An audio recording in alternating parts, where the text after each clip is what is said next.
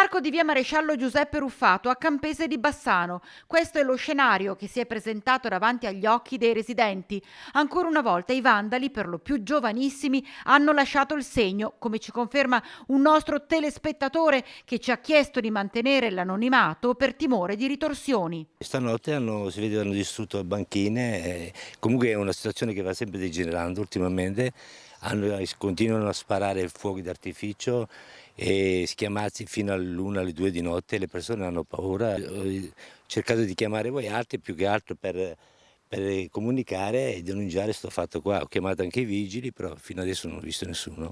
Tra l'altro lei ci ha chiesto di mantenere l'anonimato. Perché? Perché c'è paura qui in zona. Sì, effettivamente la situazione più che altro non è la paura, è che ti fanno dispetti, capito com'è? E poi ti fanno danni, Certo. ti tocca subire delle conseguenze, capito? E quello è il problema.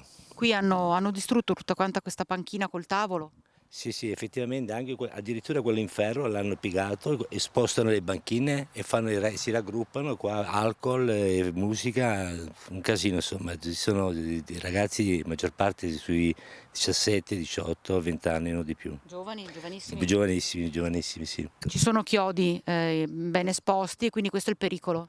E infatti io ho chiamato più che altro per i chiodi perché guarda, sono pieni di chiodi, altrimenti i bambini che vengono qua si possono fare male perché sono i chiodi abbastanza pericolosi, insomma, ecco. Quale potrebbe essere una soluzione secondo lei? E per quanto riguarda la vigilanza dovrebbe passare dopo le 10, le 11, mezzanotte, quelli sono orari in cui si possono identificare le persone che fanno questi gesti malavitosi.